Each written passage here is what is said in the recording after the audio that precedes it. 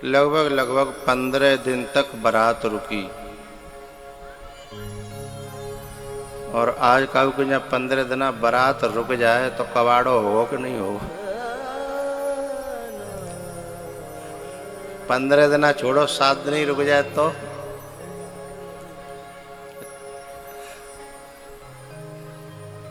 नहीं। वैसे अभी आज से 20, 25, 30 साल पहले 2-2 दिन की तो बारात होती थी।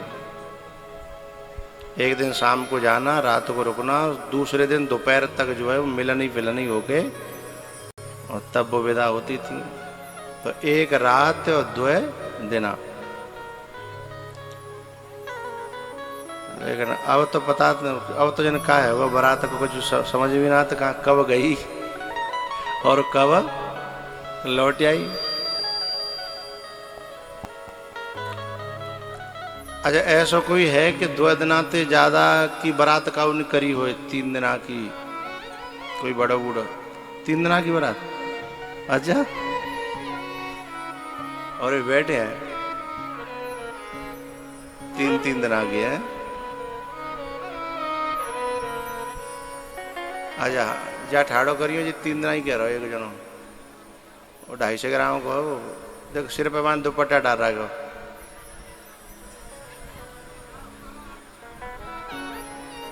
बैठ जाओ। तो जो 3 दिना की बारात जिनने करी है वे बाजमाने की होंगी। बाजमाने में साइकिल मिलती, साइकिल है बड़ी मुश्किल थे। हाँ, और एक रेडियो और एक हाथ में बांधनी घड़ी। और ये 3 मिल गई तो समझ लियो बहुत बड़ो ब्याह भयो। अरे साहब, फलाने के छोरा को एक चीज और चीज बता रहे हैं। कटोरो मिल तो भीख मांगे कटोरा काय को है? पीतल को कटोरा। अच्छा, बहु बाम गिनो जा तो कटोरा मिलो। अच्छा, लेकिन एक बात है, वह जमाने में गरीबी जरूर थी पर प्रेम कितना था। प्रेम इतना था।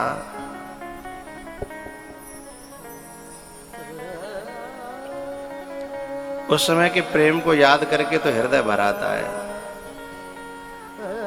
बूढ़े बूढ़े लोग एक हानो जरा के बैठे रहते 4-4 घंटा 6-6 घंटा और रोज बैठते, कोई लड़ाई नहीं, कोई झगड़ा नहीं। वो 4 कहेगो कोई बात ना है, मान 4 सुन ली कोई बात ना है। पहले प्रेम की पहचान ये गाने पे बैठना तो थी। एक और पहचान थी, होली होती थी 1-1 महीना, 20-20 दिना 1-1 महीना हो रही होती। और अब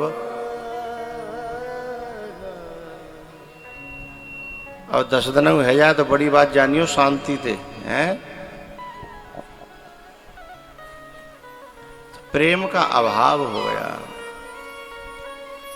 पैसा तो बढ़ गया पर दिल बहुत छोटे हो गए। दिलों में सूखापन आ गया, सूखा पड़ गई। पहले दिल गीले थे, जेब थोड़ी सी हल्की थी, सूखी थी, लेकिन दिल भीतर से बहुत बड़ा होता था। अब जेब तो भर गई है पर दिल सिकुड़ गया। हाँ?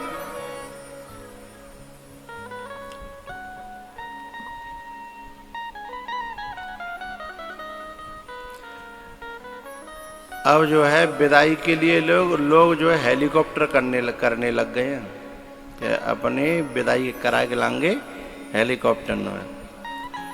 और हमारे यहाँ ऐसे बड़े बूढ़े बैठे होंगे जिनकी विदाई बाम भई होगी बैलगाड़ी में। ऐसे कई बड़े बूढ़े बैठे होंगे। कार तो बहुत बड़ी बात है। अच्छा, एक आध ऐसे बैठे होगा जाके जो साइकिल पे बैठा के लाए होगा। अच्छा, साइकिल पे नहीं।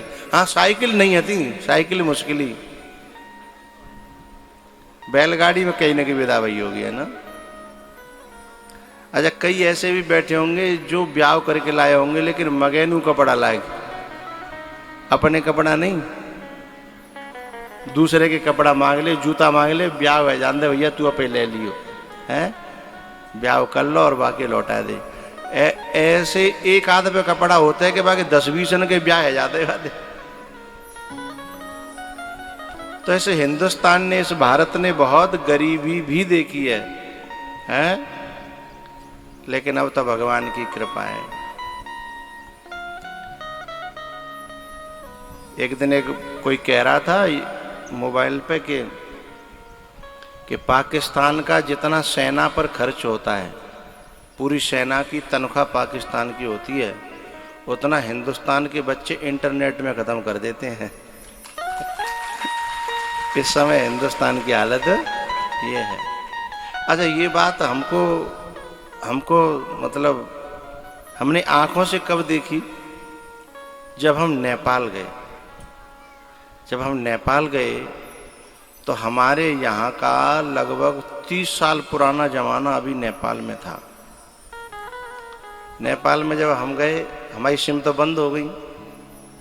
हमने कभी अब का हो कैसे जिएंगे जा, हैं? तो हमारे नाम से वहाँ से मिल नहीं रही। तो फिर हमने जो कथा करा रहा था उससे कहा भाई हमको, और जी सब जी तो हमारे आ जाता बिना सिम फिम खत्म हो जाए, जी मत जाता जिंदगी ठोर बजावे के बाद फिर का करें बेचाए, और माटिया कोई जो तो उतना का अपन घरों से डोल आओ, है। अच्छा, वहाँ हर समय ये जब भोजन कुछ बाजार में खरीदना है तो ये बताना पड़ेगा कि मैं नॉनवेज नहीं खाता हूँ, बताना पड़ेगा, नहीं तो दे देगो सीधो तोल के ले जा, है। तो सिम नहीं थी। अब वहाँ के हमारे यजमान ने, हमारा वो जो भक्त था उसने जो है सिम लेके हमें 3-4 दे दें, खास बच्चों को दे दो। अब सिम दे दें, अब सिम दें तो बाँ में हाल बैलेंस खर्चो है जाकर कौन सो जमानो चल लो, बुच्ची पहले वो नहीं खुच डाल तक आए कुछ समझ गए होंगे आप लोग। एक कार्ड पर्ची सी आती है, खुद लेते वहाँ नंबर होते और भाई पे मोबाइल में डाल लेते, वो तब को वो अब चल रही है वहाँ। अच्छा, हमारा जो रहनो सहनो हो ना, हमारा रहनो सहनो वो हिंदुस्तान के बॉर्डर से थोड़ा सा ही दूर था अंदर चल के, तो कभी कभी मेरी सिम में अपने आप टावर आ जाते हैं। ओ मैंने कि आ गए भैया, तो हम जिन बच्चों को देते ले भैया वो आ गए हैं मेरे में, और जब तक जी आवत है तब तक गए हुए। तो वो जो गरीबी हिंदुस्तान ने देखी है ना, ये मत समझना कि ये अमीरी सारी दुनिया में आ गई है, ना ना ना, अभी भी न जाने कितने देश भूखे मर रहे हैं। ये तो भगवान की कृपा है, ठाकुर जी की कृपा है।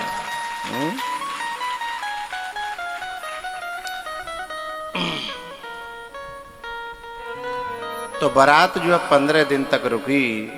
इसमें थोड़ा बेस डाल के देखो, चीख आ रहा है ना हल्का सा।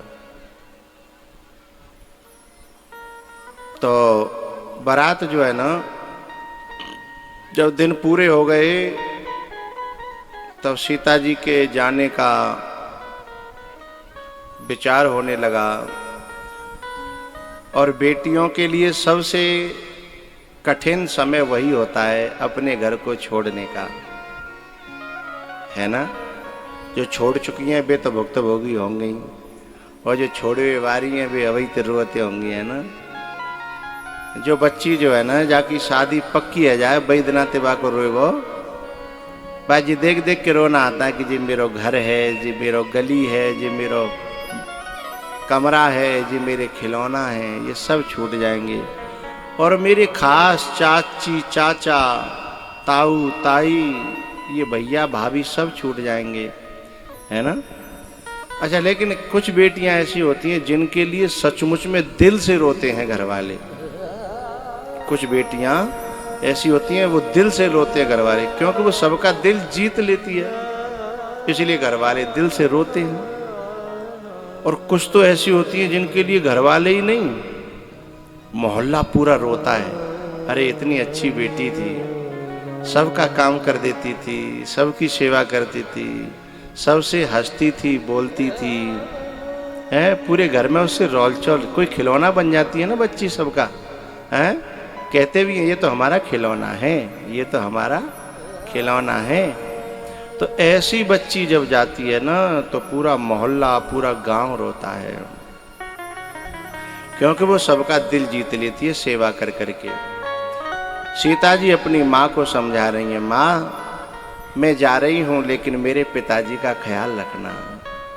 यदि बच्ची को सबसे ज़्यादा रोना आता है तो अपने पापा के लिए, अपनी माँ की तो वो सहेली बन जाती है, एकदम मित्रता जैसी, अपनी फ्रेंड जैसे माँ फ्रेंड बन जाती है।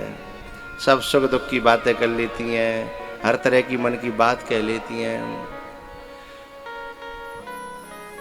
भैया घर में चाहे 4 लड़का हों लेकिन घर सेट नहीं रहेगा यदि घर में बच्ची नहीं है। तो लड़का तो आएंगे, कमरा फैलाए फूलू के और बिखराए बिखरू के सब है, और ऐसे फेंक जाएंगे जैसे वहाँ में कोई है कुत्ता डोल के गया हो।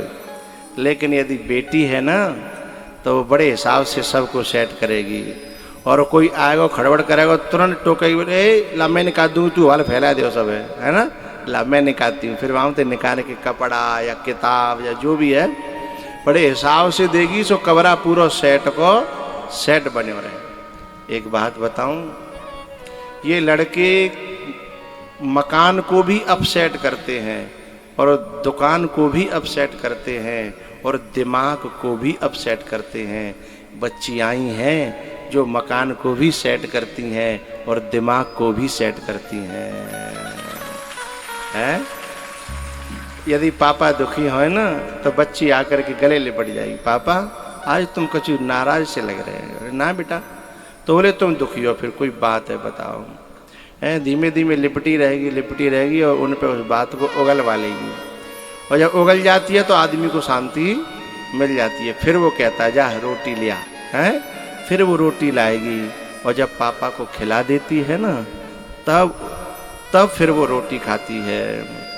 लेकिन जब वो ससुराल जाती है ना तब उसे ये सारी बातें बहुत याद आती हैं, अपने पापा की, मम्मी की, भैयन की।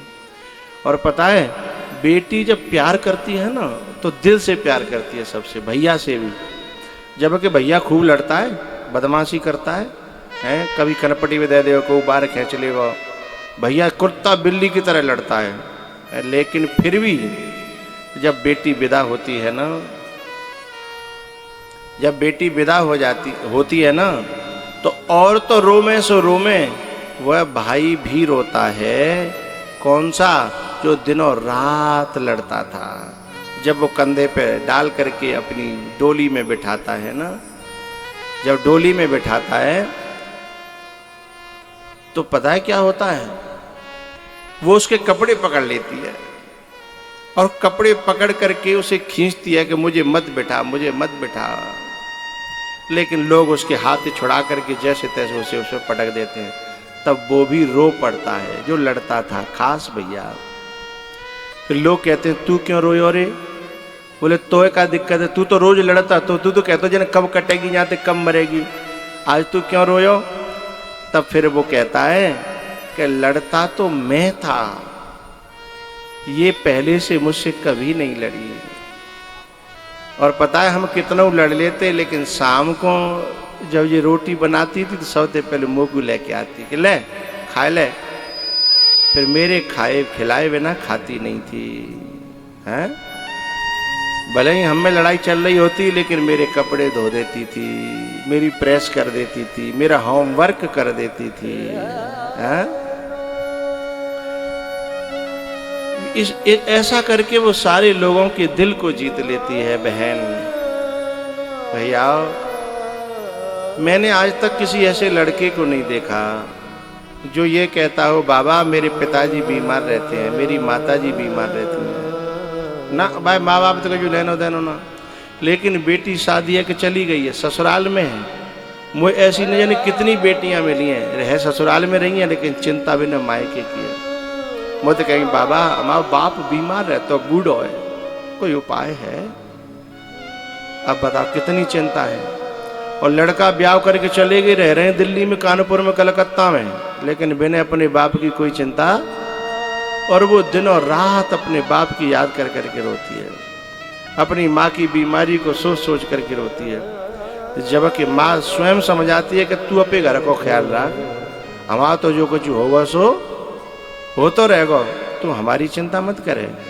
पर दिल है कि मानता नहीं, दिल है कि मानता नहीं। भैया सीता जी कह रही हैं, माँ मेरे पिताजी का ख्याल रखना, मेरे पिताजी ने मुझे बहुत प्यार से पाले है, मैं पिताजी की बहुत लाडली हूँ, मेरे बिना पिताजी अधूरे रह जाएंगे, इसलिए इसका ख्याल रखना। भैया बाप जो है ना कितनों गरीब होए, लेकिन अपनी बेटी के लिए दिनों रात काम करके पैसा जोड़ता है कि मेरी बेटी सुखम चली जाए, मेरी बेटी सुखम चली जाए। बाप दिनों रात काम करता है, और जैसे जैसे शादी नजदीक आती है वैसे वैसे ताकत आती जाती। वहाँ नंगे पाँव डोलेगो, बोले ब्याह को 1 महीना रहेगा, नंगे पाँव डोलेगो, न धूप देखेगो, न सर्दी देखेगो, न गर्मी देखेगो, है ना। इतनी ताकत आ जाएगी। जब तक बेटी बैठी है तब तक ताकत है, जैसे ही वो विदा हो जाती है ना, सोई गिर पड़ता है खाट पे, कोने में जाकर के एकांत में। फिर लोग कहते हैं वो टेंट वाला आयो, बोले भैया 4 दिन पीछे बात करूँगा। अब मेरी हिम्मत बात करवी की है ना, क्योंकि जब तक बेटी घर में बैठी थी बात ये चिंता ही कि कैसे हूँ सकुशल विदा आ जाए, चाहे वो मन न पड़े, छाले पड़ रहे हैं, कैद ना ते रोटी ना खाई, होश हुई ना, जन कवते नहायो ना, होश हुई ना। लेकिन मैं एक दुख की बात बताऊं आपको, बाप न जाने क्या क्या करता है, उसके बावजूद भी कुछ नालायक बेटियां अपने माँ बाप का मुंह काला करती हैं। कुछ बेटियां जो भारतीय संस्कृति जिसको भूल गई हैं। अरे अपने माँ बाप की आज्ञा के बिना जो बेटी अपने जीवन को आगे बढ़ाती है, अपने माता पिता से अगेन होकर के, उस लड़की को बहुत बुरा नरक झेलना पड़ता है। जो माँ बाप की आत्मा दुखावेगी सुखी रह लेगी है, जो अपने बाप के समान भैया की आत्मा दुखावेगी सुखी रह लेगी ना, कभी सुखी नहीं रह सकती। तो भैया सीता जी ने अपनी माँ से समझा करके कहा, मैया मैं गुड़िया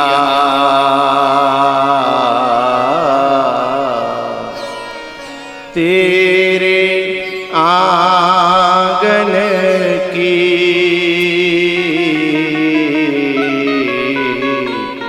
मैं गुड़िया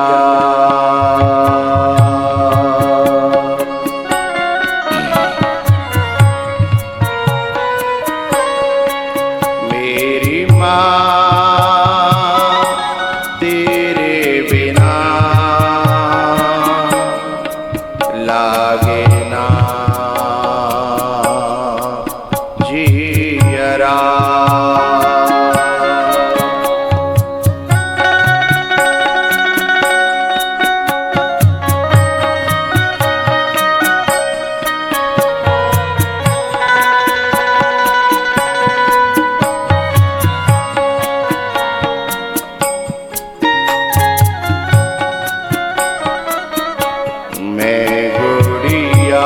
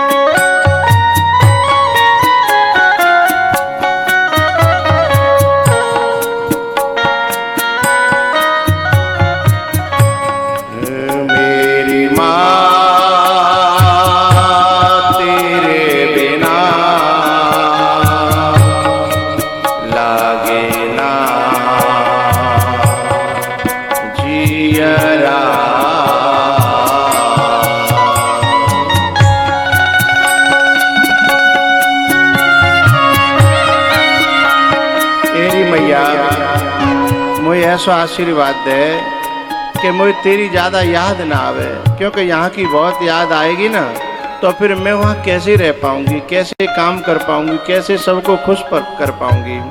अरे माँ, हाँ मेरी माँ तू क्यों रोती है, बिटिया पराया धन होती है।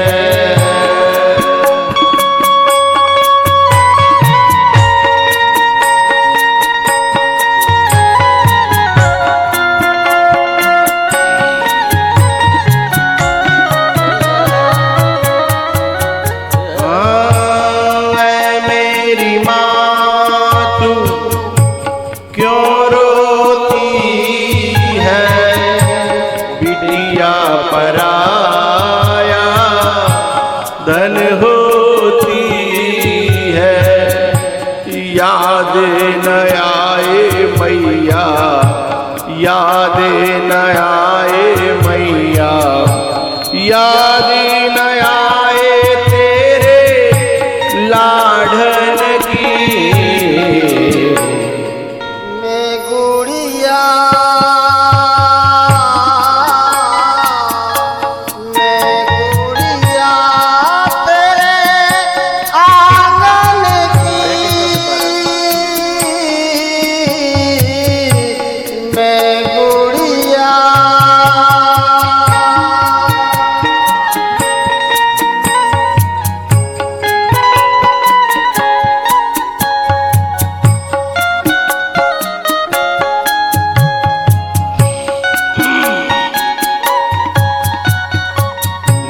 द्रौपदी सी मैं बहन हूँ भैया, लाज रखो मेरी बन के कन्हैया।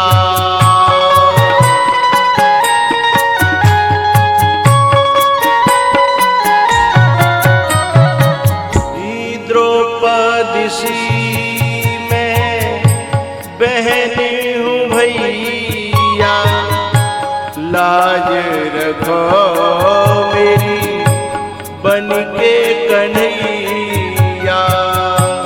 कसम तुम्हें है रक्षा, कसम तुम्हें है रक्षा, कसम तुम्हें है रक्षा बंधन की।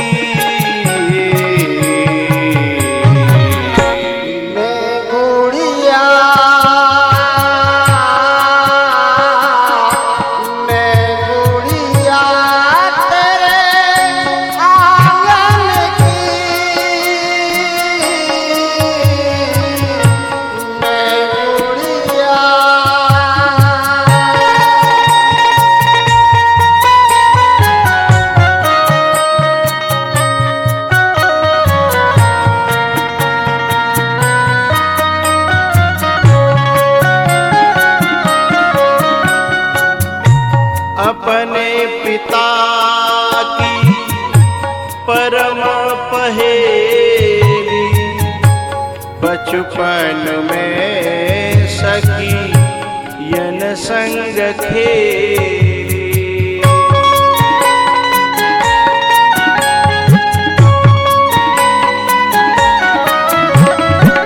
एक बात बताऊं, ये पिता होता है ना, ये बेटी के जन्म लेने से इसका हृदय कोमल होने लगता है, और विदाई के समय बाप जो होता है वो इधर उधर डोलता रहता है कि वो विदाई में नहीं जानो पड़े, नहीं जानो पड़े, क्योंकि मैं विदाई नहीं देख पाऊंगा। क्योंकि उसे बचपन से लेके उस समय तक पूरी यादें आती हैं, ऐसे खेलती थी, ऐसे बोलती थी, ऐसे मेरे गले से लटक जाती थी। वो सारी बातें उसके हृदय पटल पर किलोल करती रहती हैं।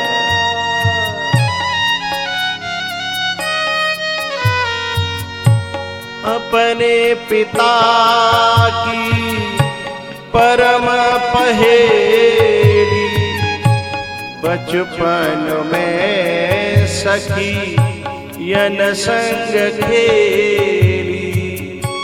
याद ना सताए मैया, याद ना सताए मैया, याद ना सताए तेरे बागन की। मैं गुड़िया, मैं गुड़िया तेरे आंगन की, मैं गुड़िया।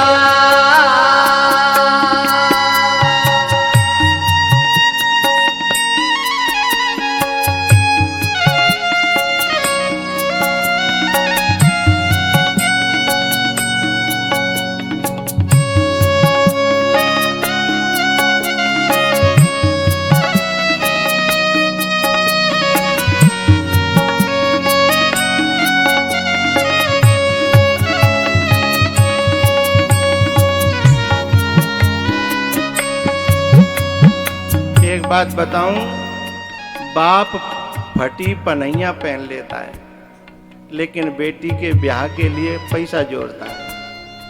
फटी बनियान पहनता है, लेकिन बेटी के शादी के लिए पैसा जोड़ता है। बाप जो है फटी धोती पहन लेता है, लेकिन शादी के लिए पैसा जोड़ता है। एक बार के लिए खुद घी नहीं खाता, दूध नहीं खाता, लेकिन पैसा जोड़ता है। एक बात कहूं, बाप का ये त्याग, उसमें शादी में सबसे सजी सजाई कौन होती है? बेटी। और सबसे ज्यादा गंदा संदा कौन होता है? बाप होता है। अपने कलेजे के टुकड़े को सुखी देखने के लिए अपनी हर ख्वाहिश को जो त्याग दे, उसी का नाम तो बाप है।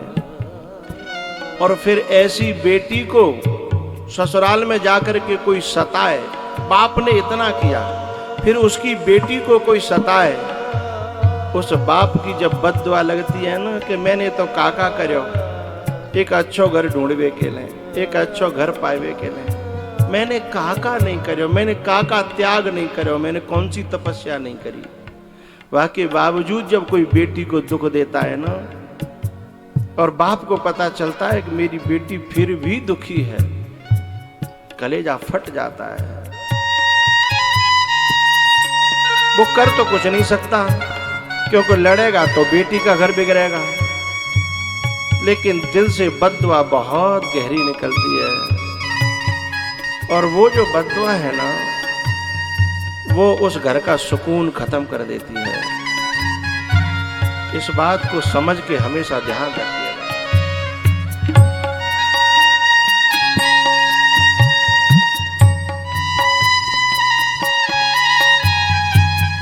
चले हैं कहार मेरी डोली उठा के, कर दो विदा मैया सगुन गीत गा के।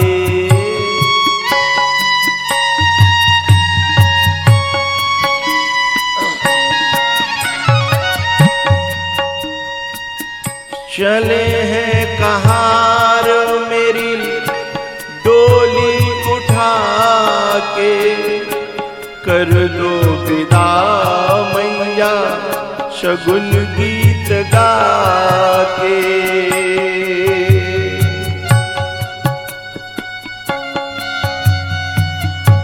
याद न आए मैया, याद न आए मैया, याद न आए तेरे आंगन की। मैं गुड़िया, मैं गुड़िया तेरे आंगन की,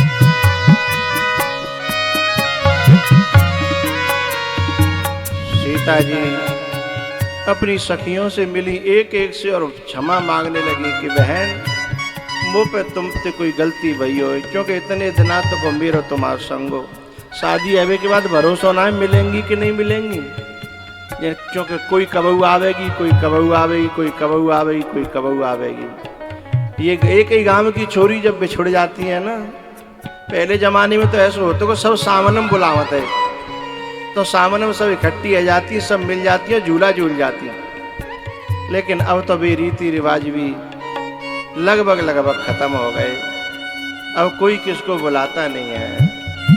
अब तो बेचारी बेटियां भी भाभी का मुंह ताकती रहती हैं कि भाभी कहेगी तो भैया बुला लेगा, क्योंकि माँ बाप की भी ज्यादा घर में चलती, माँ बाप की आत्मा तो कचोटती रहती है, लेकिन माँ बेर बेर कहे तो भाभी भैया भाभी जो है फिर आंख निकारण लगा देगा कि रोज 4 दिन चौथे दिन तुम अपनी बच्चियों को बुला लेती हो हैं। भैया एक एक से मिली है सीता जी, फिर अपनी माँ से लिपट करके रोई।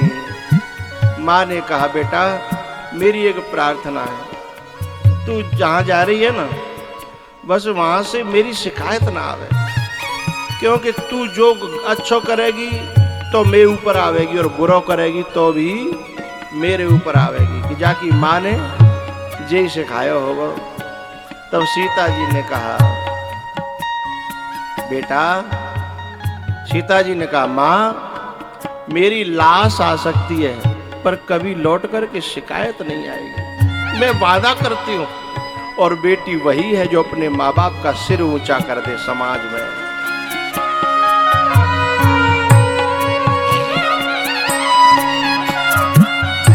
वो बाप सौभाग्यशाली होता है जिसे अपनी बेटी की रखवाली न करनी पड़े, वह बाप सौभाग्यशाली होता है। वह माँ सौभाग्यशाली होती है जिसकी बेटी की कभी ससुराल से शिकायत ना आवे। जब ससुराल वाले जब भी मिले, साल में 6 महीना में 2 साल में, यूं ही कहें आपके बड़े आभारी हैं कि ऐसी लक्ष्मी दी है कि पूरा घर संभाल लो, अब हम निश्चिंत है गए हैं। वह माँ वह बाप सौभाग्यशाली हैं और वो बेटी पूजनीय है, वंदनीय है, आदरणीय है, जो माँ बाप के सम्मान को हमेशा बचाए रखे। एक दिल्ली की बात है, एक बच्ची का पढ़ने का बड़ा मन, लेकिन बाप को डर लगता है जमाने के हिसाब से ज्यादा बाहर भेजना, लेकिन बच्ची पढ़ने में बड़ी योग्य है। उस बच्ची ने जो है मुझसे प्रार्थना करी, गुरुजी मेरी पढ़वे की बड़ी इच्छा है और मैंने कभी नंबर कम लाए हो तो आप बताओ, 96%, 97%, 95%, लेकिन मेरी पढ़ने की इच्छा है, लेकिन मेरे पिताजी को डर लगता है। आप मेरी तरफ से कह दो, मैं आपको सौगंध खा के कहती हूँ कभी बाप का सिर नीचा नहीं होने दूंगी, बाप जहां डालेगा मैं वहां जाऊंगी, पर मेरी पढ़ाई न रोके। तब मैंने उसके बाप को बुलाया और कहा बेटा ऐसी बच्ची पढ़ाने के योग्य है जिसको अपने बाप के मान सम्मान का इतना ख्याल है, इतनी चिंता है। फिर उसके बाप ने अपनी बेटी को पढ़ाया। आज वो बेटी कनाडा में और इतना मान सम्मान को बचाए हुए अपने बाप के कि आज बाप भी गर्व करता है, आज बाप को भी गौरव अनुभव होता है।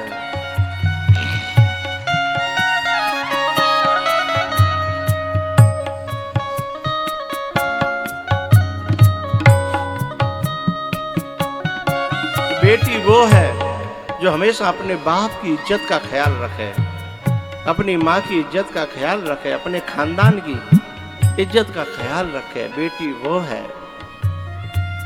वह बेटी कहलाने के योग्य है, नहीं तो नतर बांझ भले बाद बियानी, राम विमुख सुतते बड़ी हानि। फिर ऐसे तो जो सूकर कूकर गधा घोड़ा घूम रहे हैं ना। सीता जी अपनी माँ से मिली, माँ ने कहा बेटा सासु ससुर गुरु सेवा करे पति रुख लखे आयसु अनुसरे हु।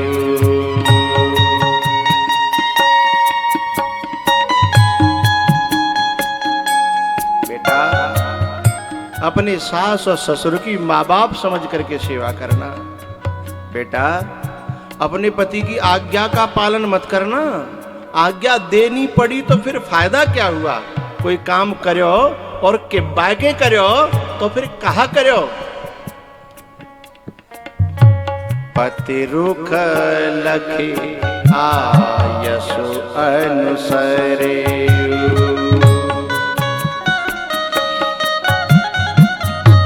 पिताजी जनक जी महाराज अकेले में रो रहे थे। पीछे से गई सीता जी और चुपचाप जाकर के गले से लिपट गईं और फूट करके रो पड़े। विदेहराज जनक बोले, पापा, पिताजी, मुझे क्षमा करिएगा, मेरी सेवा का सौभाग्य इतना ही था, अब मुझे क्षमा करिएगा। रो पड़े जनक जी महाराज।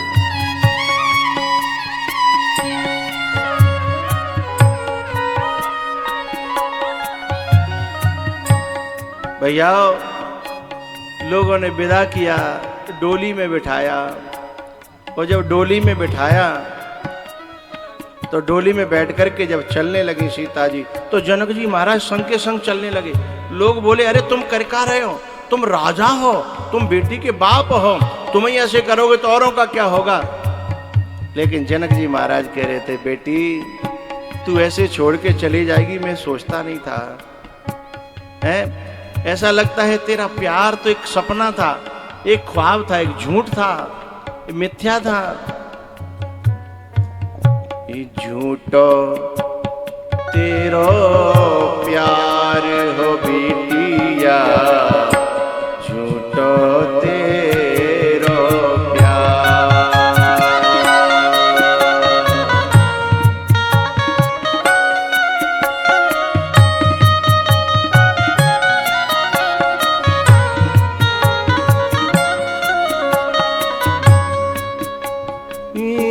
छोड़ अकेला जाती है मुझको, छोड़े अकेला जाती है मुझको, ये कैसा व्यवहार, ये झूठो तेरा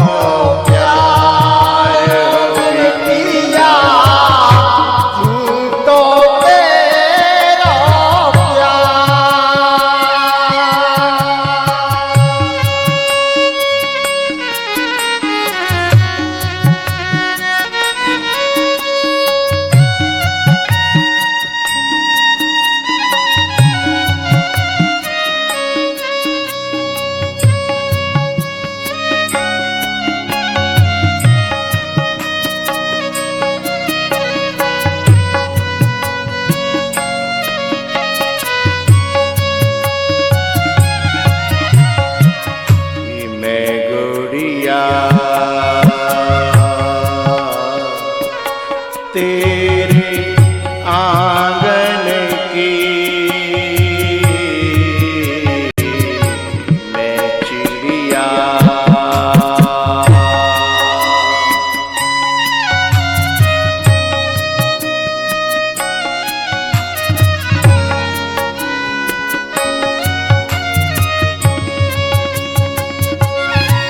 मेरी माँ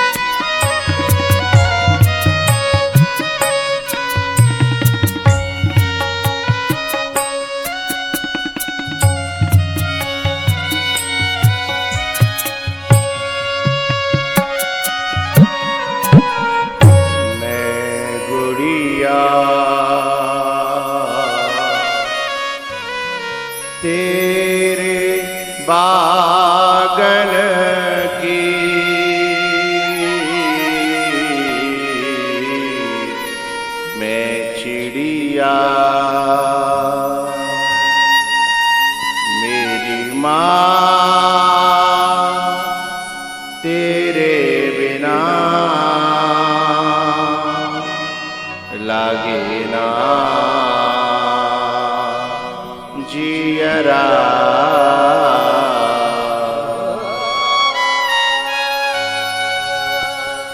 ओ मेरी माँ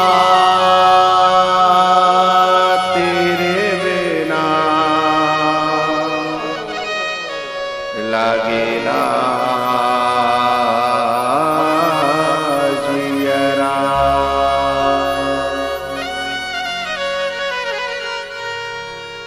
सीता जी विदा हुई हैं।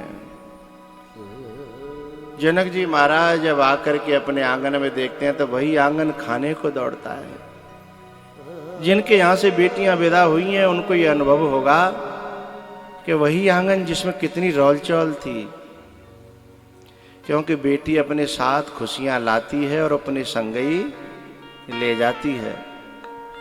अपने संग लक्ष्मी लाती है और अपने संग ही ले जाती है। अपने संग रौल चौल लाती है और अपने संग ही वही आंगन, वही घर, वही द्वार, वही सब कुछ जो कल तक रौल चौल दे रहा था, आज वही इतना खाने को दौड़ रहा है, इतना बुरा लग रहा है क्योंकि वो खुशियां अपने संग ले गई। भैयाओ, जब सीता जी अयोध्या में पहुंची, दशरथ जी ने तीनों रानियों को बुलाया कि बधू लड़किनी पर घर आई,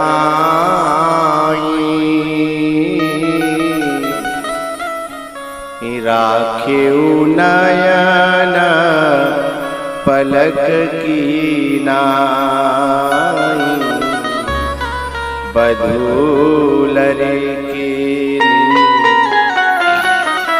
पर घर आई,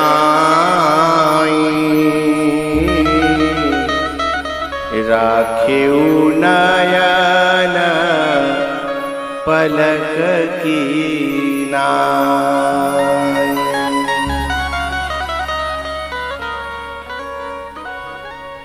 अरे कौशल्या, ये बेचारी अभी छोटी छोटी बच्चियां हैं, अपना घर छोड़ करके आई हैं, इन्हें उसी बात का बड़ा अभी दुख है, रोना है, इन्हें सताना मत। और उदाहरण कितना अच्छा दिया, पलक की नाई। ये इन पे कभी आफत आती दिखे तो अपने ऊपर ले लेना, तभी तो तुम्हारे प्रति भाव बनेगा, प्रेम बनेगा, श्रद्धा बनेगी, इज्जत बनेगी। अपने अंदर देखो, अपनी इज्जत अपने हाथ होती है? और यदि हम बहू से बार बार यदि ऐसा व्यवहार करें, पराईपन का सा, और डांट सीधा डांट के ही बात करें, तो आखिर उसकी भी तो कलेजा है? ज्यादा करोगे तो फट जाएगा, है?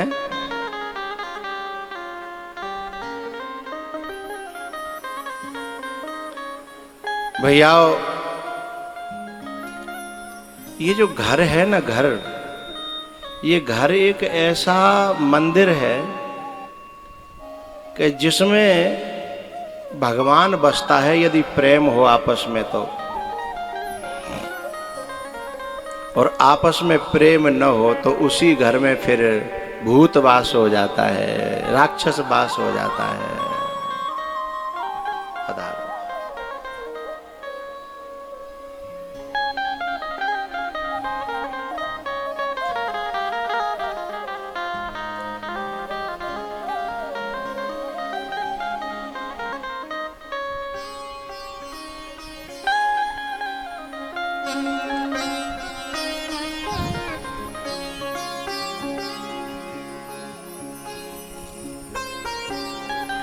चारों भाइयों का विवाह होकर के आया था एक साथ में, तो चार चार बहुएं एकदम घर में आई, घर में खुशहाली दौड़ पड़ी रानियों की खुशी का ठिकाना नहीं है। कौशल्या उली उली फिर रही है। हमारी जो माताएं हैं ना, नेकऊ बालक नेक उम्र नेक ज़्यादा होने लगे ना, 16-17 से ऊपर, सोई भी नहीं चिंता है जाते लाला की कि ब्याह जल्दी है जाए, पता नहीं कहीं ओवरेज नहीं है जाए, हैं कहीं ना कहीं उम्र ज़्यादा नहीं है जाए, फिर कहीं ब्याह के लेने के देने पड़ जाए, चिंता हो जाती है। फिर वे बिना बताए ही पता है मंदिर में नारियल चढ़ाने लगते हैं कि मैया, हे माता, हे भोले बाबा, हे पथवारी मैया, हे चामड़, जितनी हो सब आस पास की सवर पर जाके नारियल चढ़ाती है, पस्सा चढ़ाती है कि मैं छोरा के देखने वाले आ जाए। अब ऐसो प्यार करवे वारी, ऐसी भगवान ते मांगे वारी माता जी को और बहुआ के कहे तुम वो देख के झर रही हैं, तो माता जी पे का बीतेगी कि तुम्हें तो मैं सुहाए नहीं रही हूँ, तो फिर वह माता जी पे का बीतेगी। जा बेचारी के लिए सब मंदिर पे नारियल चढ़ाए, सब पे रेवड़ी चढ़ाई, बतासे चढ़ाए हैं, और जा आमद कहे उली उली खुशी के मारे हैं फिर रही थी, और बा मैया ते कहे कि तुम पे मैं सुख देखो ना जा रहा हो। तो मेरी बहुओं से भी ये प्रार्थना है, ऐसे बाण उस माँ के हृदय पर कभी न प्रहार करें जिस माँ ने तुम्हें भगवान से मांगा हो, ईश्वर से मांगा हो, है? क्योंकि वाणी जो है बाण से भी ज्यादा घाव करती है? बाण तो निकल जाएगा, घाव पुर जाएगा दवाई से, लेकिन वाणी का जो घाव है, बाकी दवाई आज तक कोई बनी नहीं है। पता है, बड़ी बूढ़ी भले ही कहे कछु नहीं, बहू के प्रहार है सहकें, लेकिन यदि कोई न पूछे वाला मिल जाए तो रो जाती है। बड़ी बूढ़ी माताएं रो पड़ती हैं, इसका मतलब है कहीं भीतर घाव दुख रहा है, उसको किसी ने थोड़ा सा छेड़ दिया है, इसलिए दर्द उठाया है।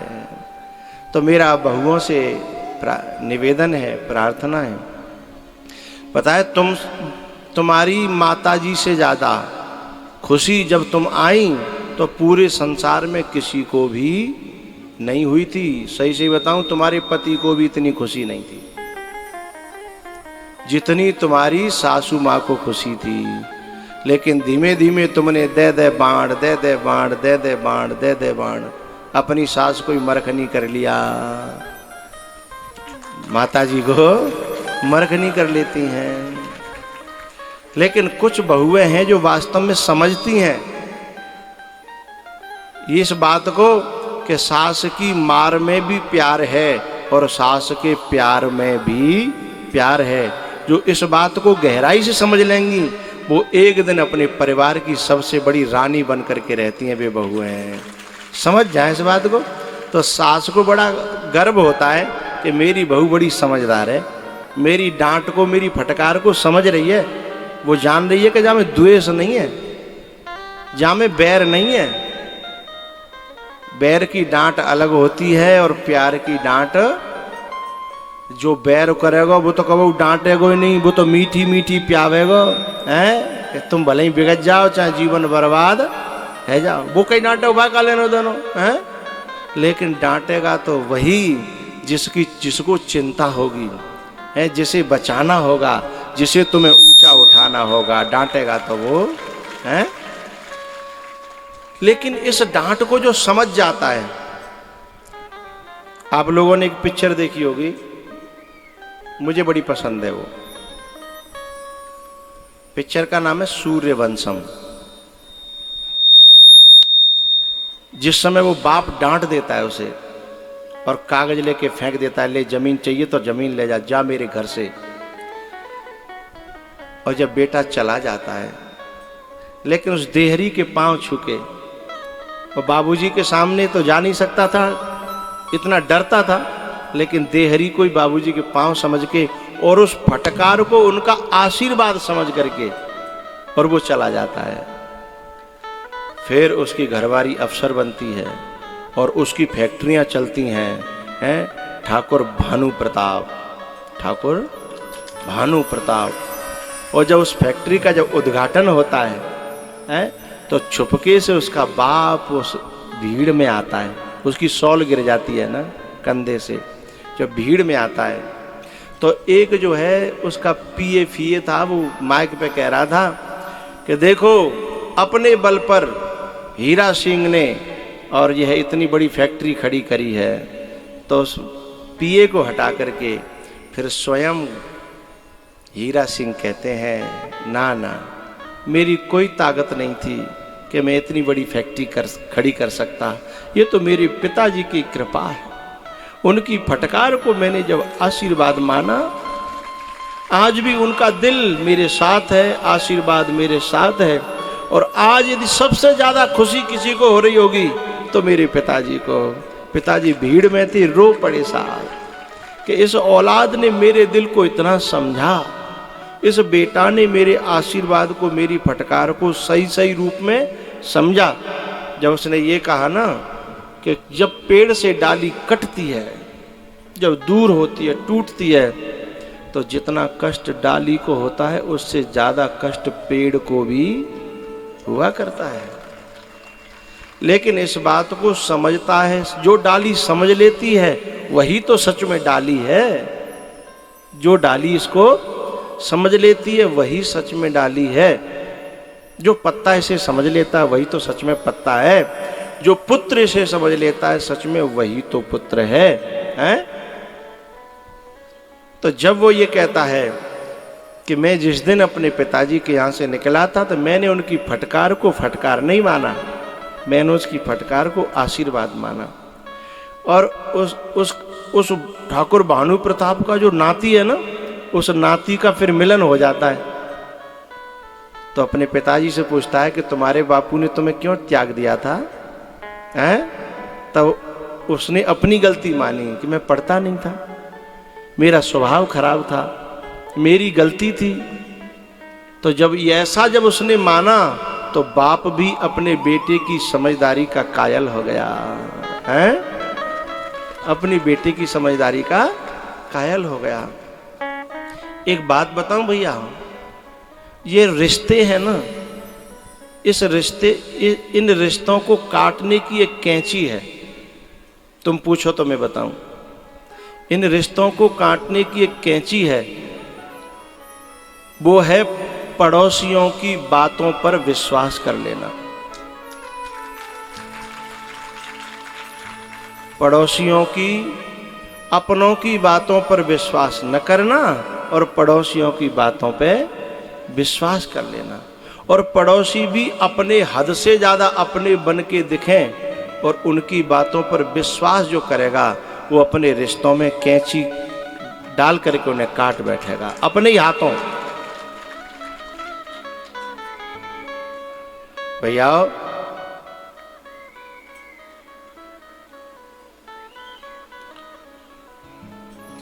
एक दिन एक कविता मैंने पढ़ी थी, मुझे बड़ी अच्छी लगी, मैं आपको सुना रहा हूं। परिवार एक मंदिर है, परिवार एक मंदिर है और उसमें माँ बाप जो है ना वो ठाकुर जी हैं और उनकी पूजा करने के बाद में ऐसा कोई है नहीं जो फलता फूलता ना हो, और उनका अपमान करने के बाद में ऐसा कोई है नहीं जिसकी बर्बादी हुई न हो इस धरती पर। माँ इस घर की छत है। माँ, अब उस घर का नक्शा बता रहा हूं मैं आपको। माँ उस घर की फर्श और दीवारें, पहली गलती हो गई। माँ उस घर की फर्श और दीवारें और बापू जी की है, बापू जी की है छत।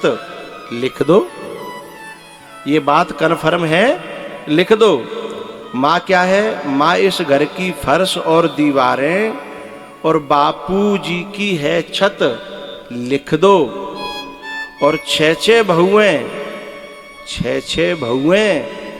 पर एक चूल्हा, छह बहुएं पर एक चूल्हा, दरवाजे पर जन्नत लिख दो। दरवाजे पर तालियां जोरदार बजाया कर जब बात दिल तक पहुंचे। छह बहुएं पर एक चूल्हा, अरे दरवाजे पर जन्नत लिख दो। क्या कमी है इसमें जन्नत में? भाई प्रेम है, वहीं तो परमात्मा है, वहीं तो स्वर्ग है, हैं? तो 6 बहुएं पर एक चूल्हा, दरवाजे पर जन्नत लिख दो। लेकिन अब इस जन्नत को नजर लगती है। झांकी देखिए साहब, अंदर वाले थोड़े से भी अलग हुए।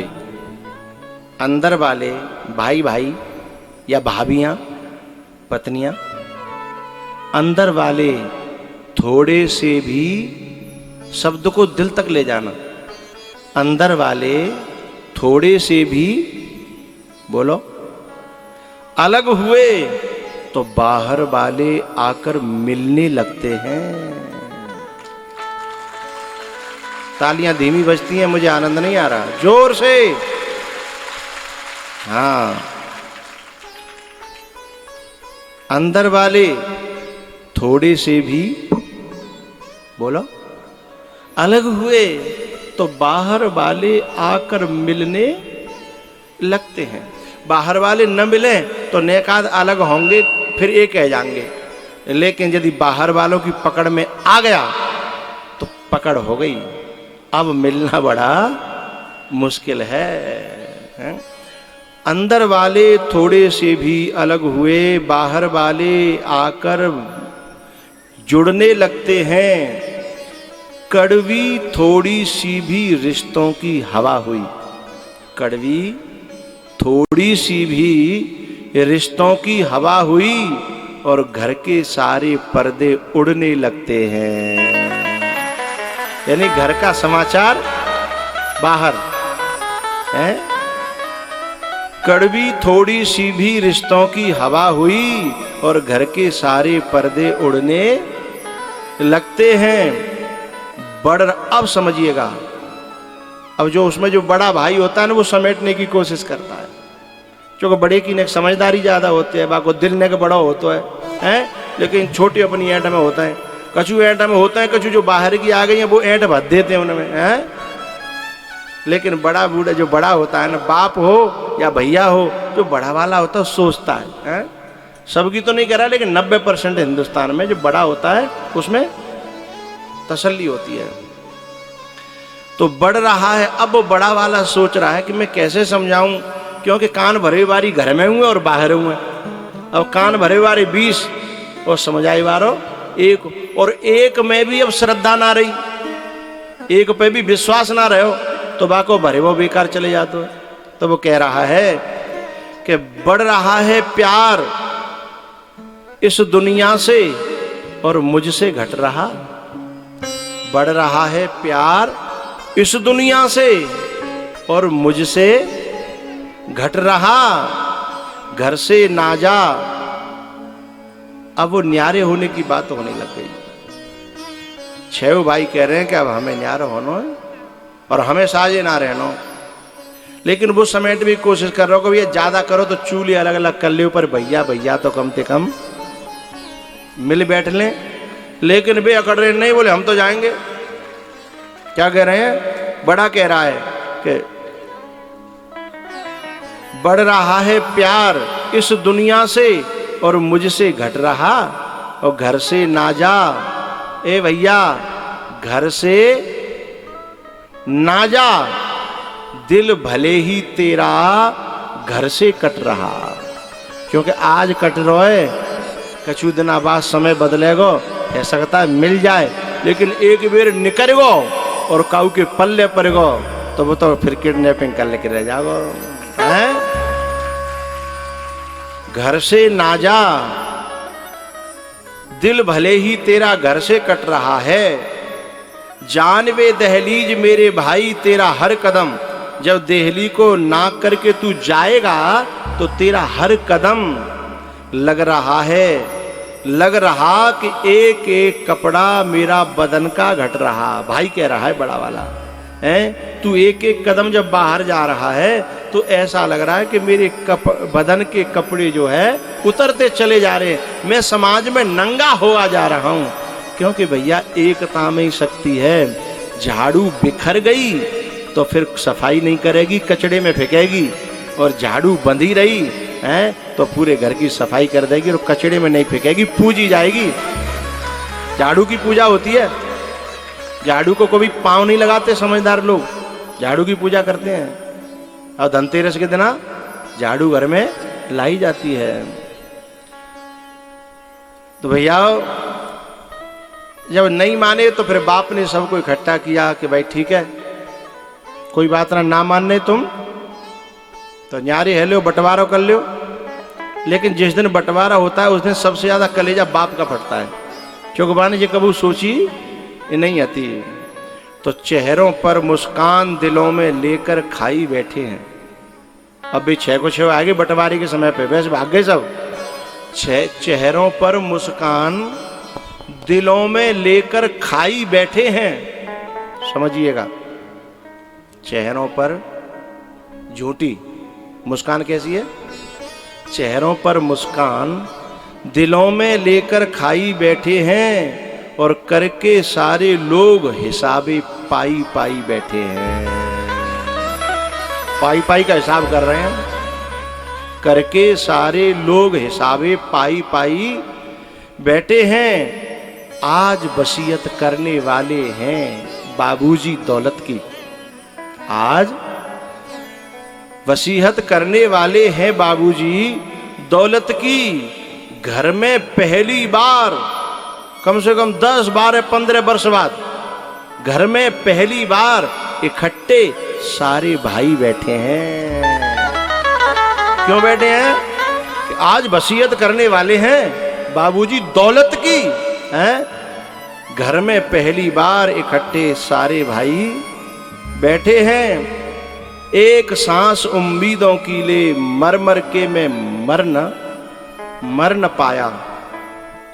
एक सांस उम्मीदों की ले मर मर के मैं मर न पाया और आंसू से अपनी आंखों की कोर तलक में भर न पाया। और समझिएगा साहब, उसने सोचा था बाप ने, जो आज खाट पे पड़ा हुआ है बंटवारे को देख करके वसीयत कर रहा है, क्या कह रहा है? उसने सोचा था कि मेरे बेटे, उसने सोचा था मेरे बेटे भव सागर पार करा देंगे। उसने सोचा था मेरे बेटे भव सागर पार करा देंगे। वो बूढ़ा इसी यकीन अब तक, वो बूढ़ा इसी यकीन में अब तक सड़क पार नहीं कर पाया। अब तो बेटा है, अब का चिंता है, अब तो कोई दिक्कत ही नहीं है। वो बूढ़ा इस यकीन में सड़क पार तक नहीं कर पाया।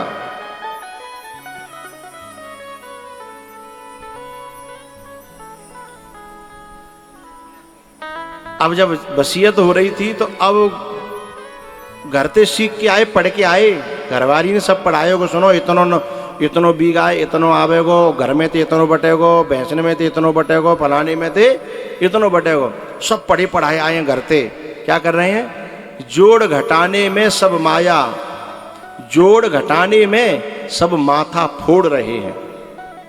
जोड़ घटाने में सब माथा फोड़ रहे हैं कि लालच ऐसा जिंदी माँ की चूड़ी तोड़ रहे हैं। सोने की थी, चांदी की होंगी।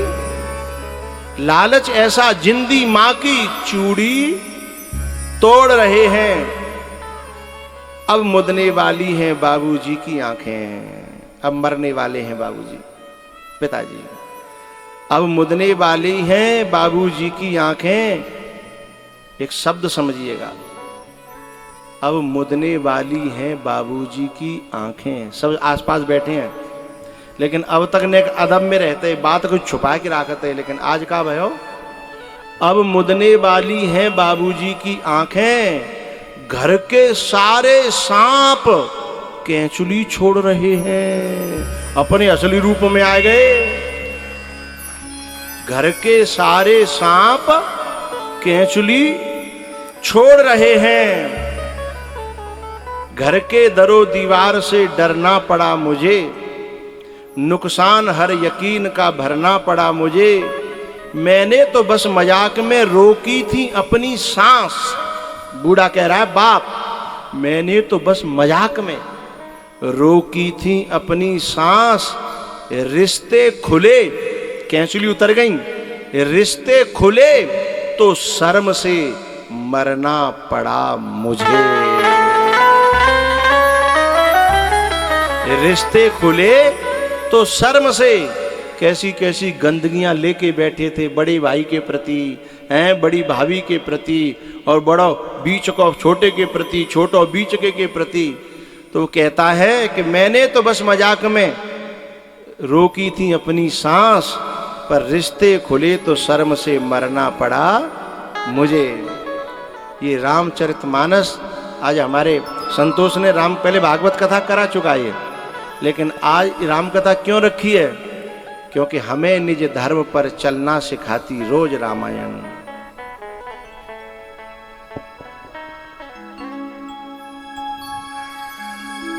बाप बेटे और भाई भतीजे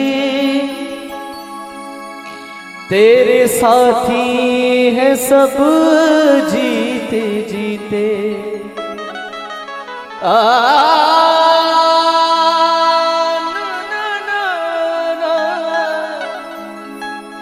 दरना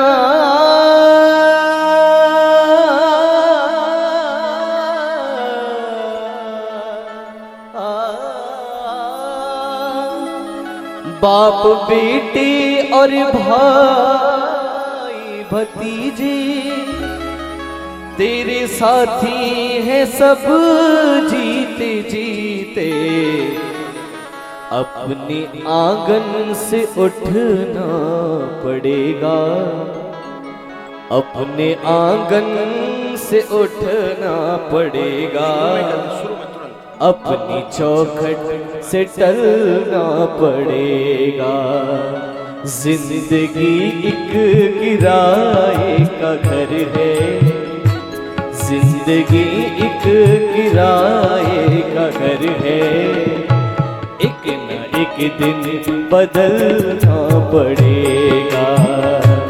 जिंदगी एक किराए का घर है, एक न एक दिन बदलना पड़ेगा। जिंदगी एक किराए का घर है, एक न एक दिन बदलना पड़ेगा। जिंदगी एक किराए का घर है, एक न एक दिन बदलना पड़ेगा। मौत जब तुझको आवाज देगी, मौत जब तुझको आवाज देगी, घर से बाहर निकलना पड़ेगा। मौत जब तुझको आवाज देगी, घर से बाहर निकलना पड़ेगा।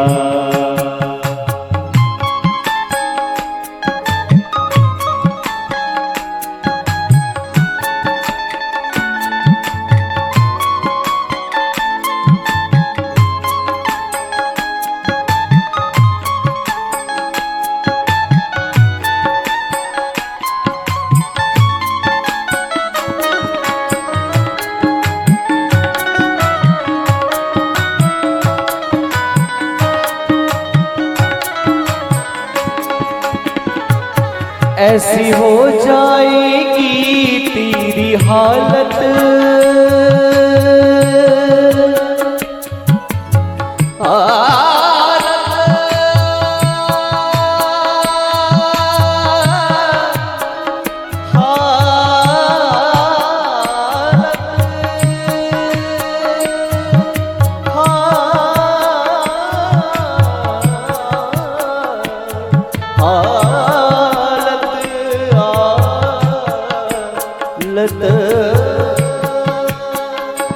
ऐसी हो जाएगी तेरी हालत। काम आएगी दौलत ना ताकत, काम आएगी दौलत और गुरुजी कितना सुंदर संदेश बताया है। छोड़कर अपनी ऊंची हवेली, छोड़कर अपनी ऊंची हवेली, तुझको बाहर निकलना पड़ेगा। छोड़कर अपनी ऊंची हवेली, तुझको बाहर निकलना पड़ेगा। जिंदगी एक किराए का घर है, एक न एक दिन बदलना पड़ेगा। जिंदगी एक किराए का घर है, एक न एक दिन निकलना पड़ेगा। और मौत जब तुझको, मौत जब तुझको, मौत जब तुझको आवाज देगी, घर से बाहर निकलना पड़ेगा। मौत जब तुझको आवाज देगी, घर से बाहर निकलना पड़ेगा।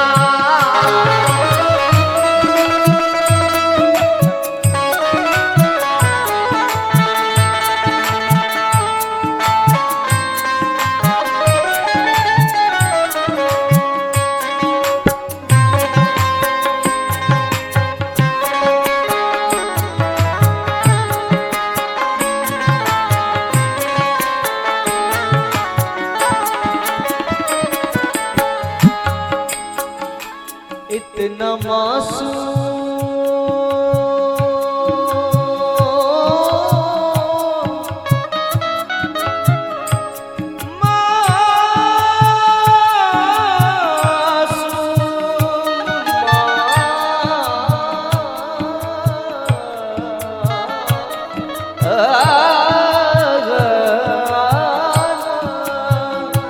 इतना मासूम हो जाएगा तू, इतना मजबूर जो हो जाएगा। इतना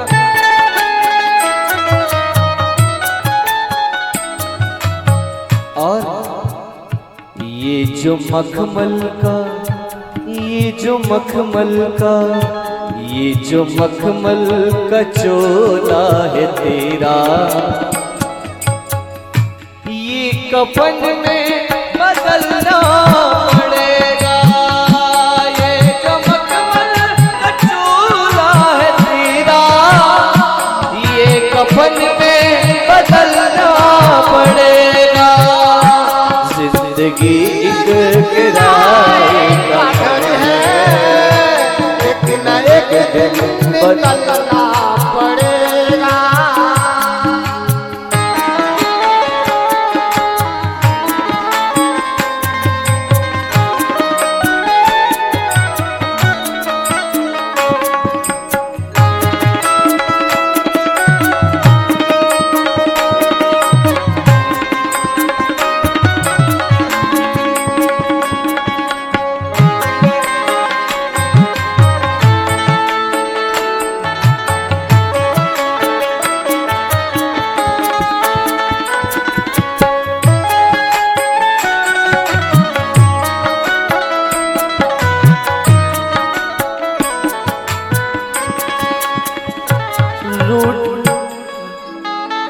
रूठ जाएंगी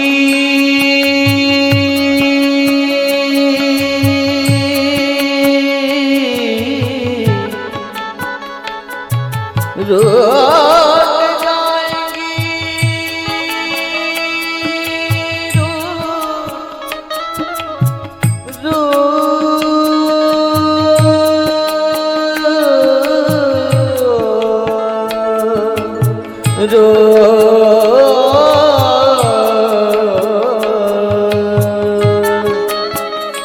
रूठ जाएंगी जब तुझसे खुशियाँ, गम के सांचे में ढलना पड़ेगा। रूठ जाएंगी जब तुझसे खुशियाँ, गम के सांचे में ढलना पड़ेगा।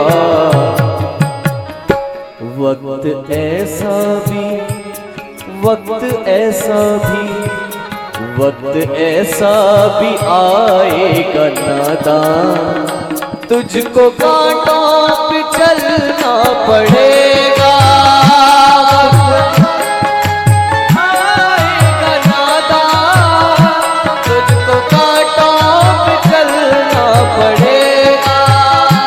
जिंदगी एक किराए का घर है, एक न एक दिन बदलना पड़ेगा, एक न एक दिन निकलना पड़ेगा। मौत जब तुझको आवाज देगी, मौत जब तुझको आवाज देगी, तुझे तुझको बाहर निकलना पड़ेगा।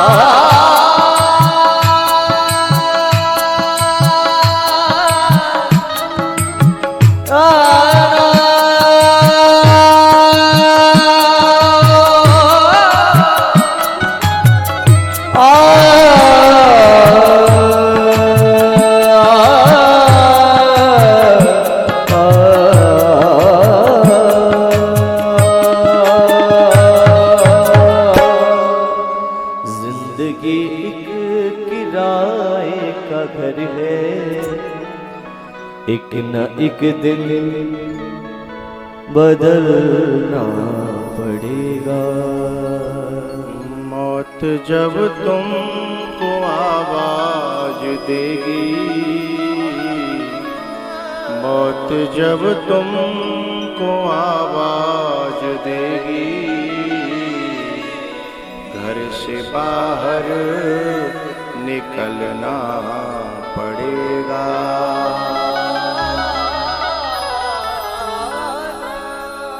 डेला मिट्टी का हर आदमी है, बाद मरने के होता यही है। या जमीनों में कुर्बत खुदेगी, या चिताओं में जलना पड़ेगा।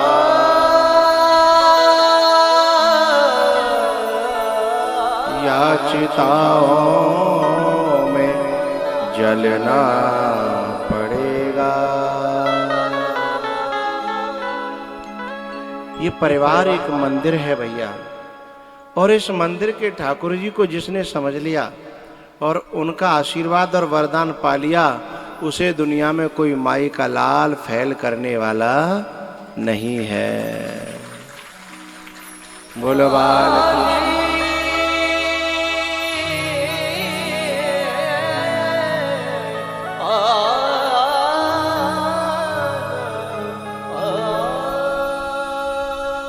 भैया।